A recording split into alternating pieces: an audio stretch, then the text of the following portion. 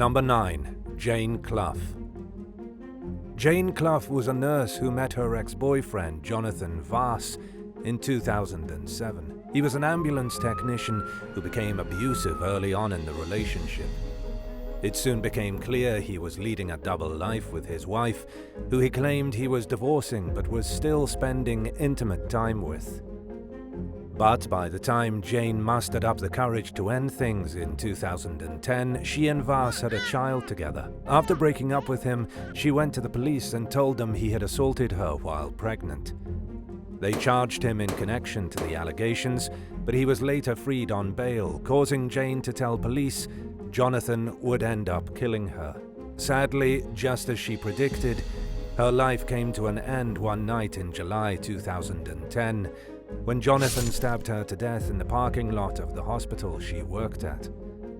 In what can only be described as a fit of unbridled rage, he plunged a knife into Jane over 70 times and left her on the ground to bleed to death. She was only 26 years old. In the months leading up to her murder, Jane wrote in her diary how she thought Jonathan would kill her. She was especially afraid after reporting him to the police, and he was released. Vass was sentenced to life in prison, but for Jane's friends and family, the punishment was too little, too late. They were left wondering how and why such a preventable death was allowed to happen in the first place. Number 8. Marylène Lévesque. In 2019, a Canadian convicted criminal named Eustacio Gallès was granted day parole, meaning he was allowed to go out in public during the day for a few approved reasons. Despite the 51-year-old's history of domestic violence, including the murder of his former spouse, the officers overseeing his case let him visit an erotic massage parlor to get the services of sex workers. He had this freedom for less than a year before he brutally murdered a 22-year-old sex worker named Marylène Lévesque back in early 2020. Her lifeless body was found stabbed inside a hotel room. The young woman's death was met with outrage among many. They blamed the parole officers in charge of Gallès's case for what they believed was a completely avoidable tragedy. An in-depth investigation agreed, concluding that the convict's case management team failed to notice warning signs regarding his capacity to reoffend. A coroner for the province of Quebec said an ankle monitor could have prevented Gallès from killing Lévesque.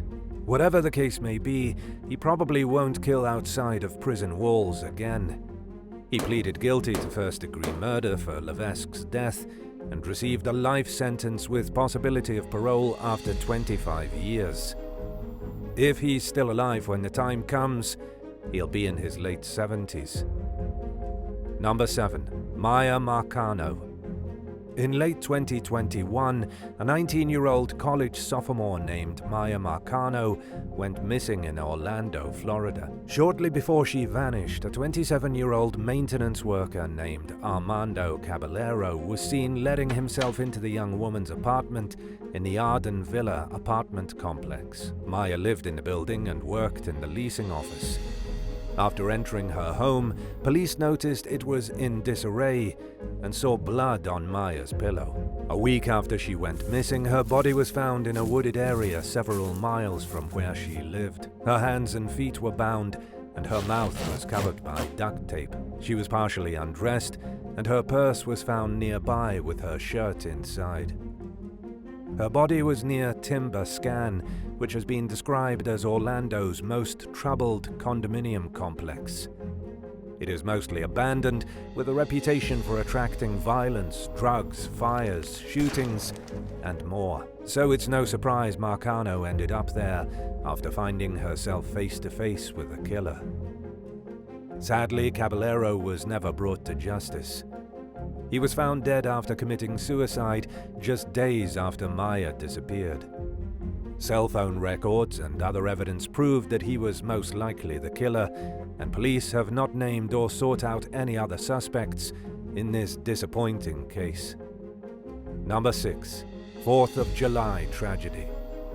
Mass tragedy struck the US once again earlier this month when a gunman senselessly opened fire on a crowd during a 4th of July parade in Highland Park, Illinois, leaving 6 victims dead and many others hurt, including a 2-year-old that was separated from his parents during the chaos.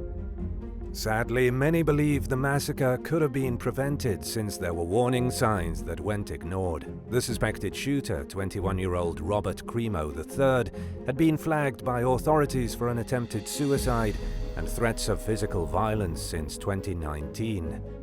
Police confiscated multiple weapons at the time, including 16 knives, a dagger, and a sword. After the recent shooting, the Lake County Major Crimes Task Force spokesman Chris Cavelli said law enforcement ran into roadblocks with previous investigations into the suspect, including a lack of statements signed by other witnesses.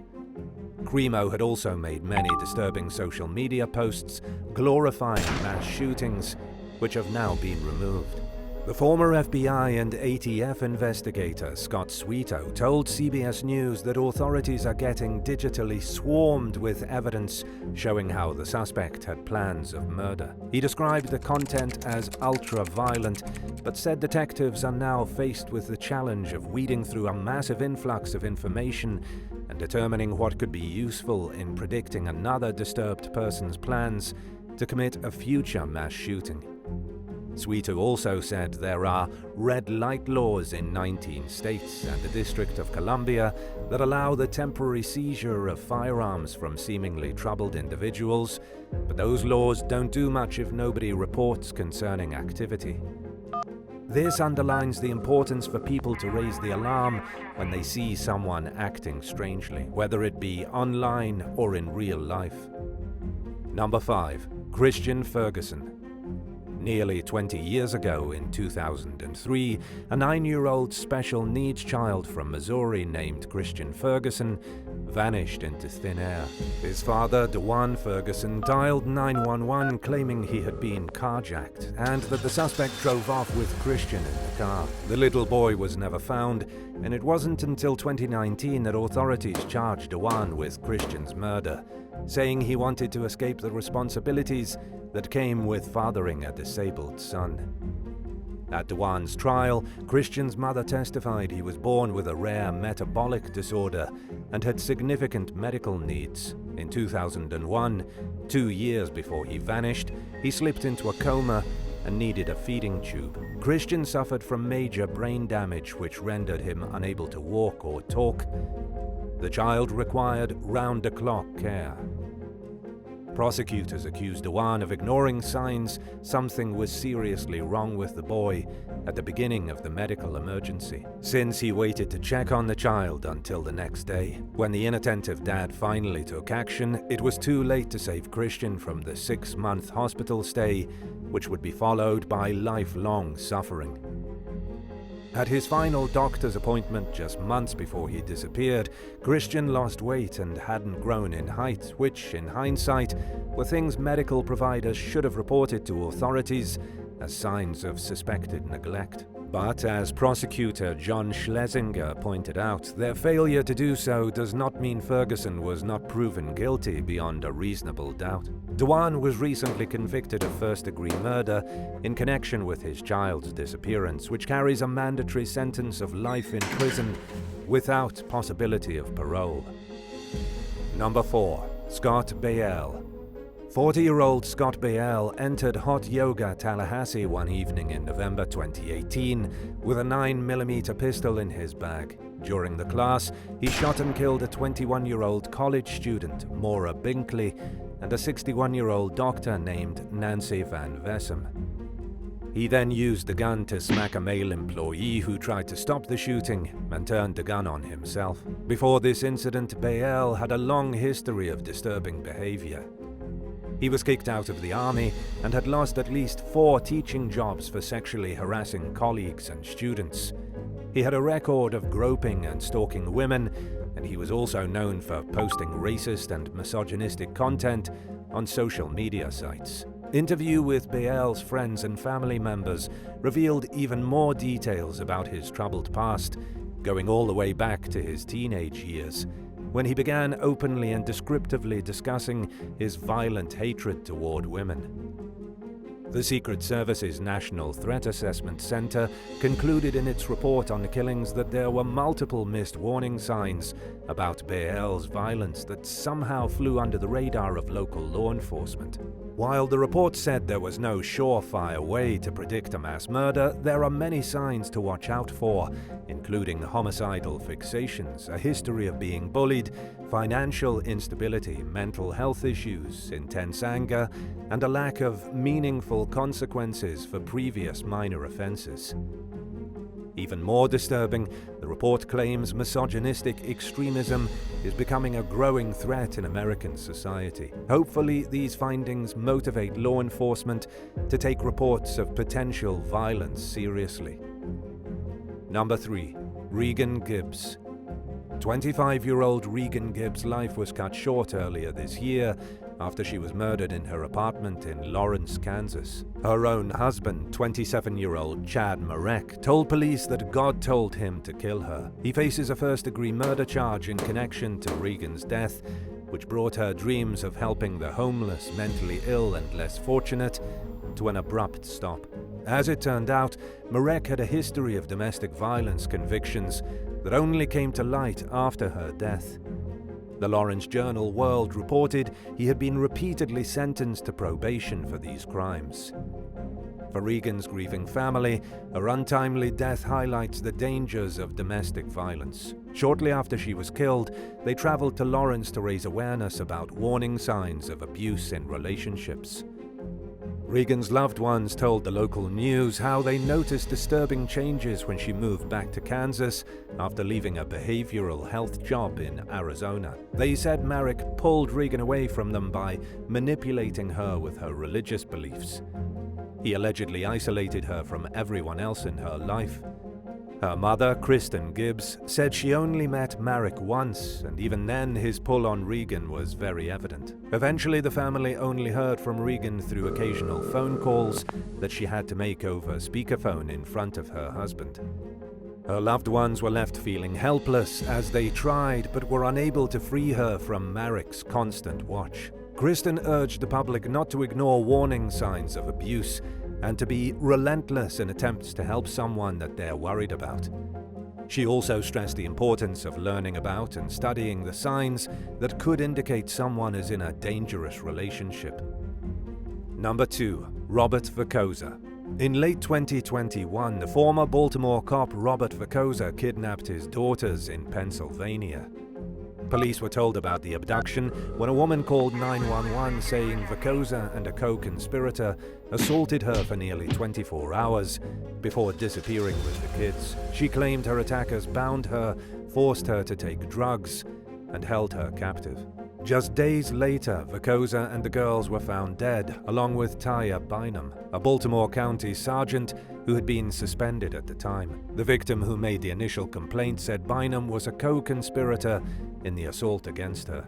In the next few days, news reports claimed that there could have been delays in law enforcement's response to the 41-year-old and his missing children. It took a full day after the initial complaint for the York Area Regional Police to act on a search warrant of his home, but by this time, the home was empty. Investigators apparently remained a step behind the suspect for the entirety of the manhunt, which ended after they found Vicosa, Bynum, and the kids dead from a murder-suicide. The tragic ending to the bizarre case has left many wondering if the deaths could have been prevented, if only police had responded faster to the situation or took it more seriously. Number 1. Sarah Everard. 33-year-old Sarah Everard was kidnapped one night in early 2021 while walking home from a friend's house in South London. It was a bizarre abduction carried out by the Metropolitan Police Officer Wayne Cousin, who told Sarah he was taking her into custody for COVID-19 violations. He drove her to the outskirts of the town of Dover, where he assaulted and strangled her before burning and disposing of her lifeless, abused body. In the aftermath of Everard's murder, many criticized police for failing to prevent the disturbing crime from taking place. They accused law enforcement of not noticing warning signs, including a 2015 indecent exposure incident involving the killer, as well as 2 other similar incidents that were never thoroughly investigated. There was also an instance where a prostitute went into the police station demanding money from cousin, and other allegations that he assaulted a drag queen in 2018. In other words, his misconduct was more than evident. It was concrete. Cousin's wife was also left reeling as she felt haunted by her failure to notice the signs that he was capable of such unspeakable violence and hatred. But at the end of the day, she was just one of many who overlooked his behavior. Thankfully, this was probably the last time he will hurt an innocent victim, since he pleaded guilty to murder and was sentenced to life in prison. Thanks for watching. Have you ever ignored the warning signs for something serious? Let us know what happened in the comments below, and don't forget to subscribe. See you next time. Bye.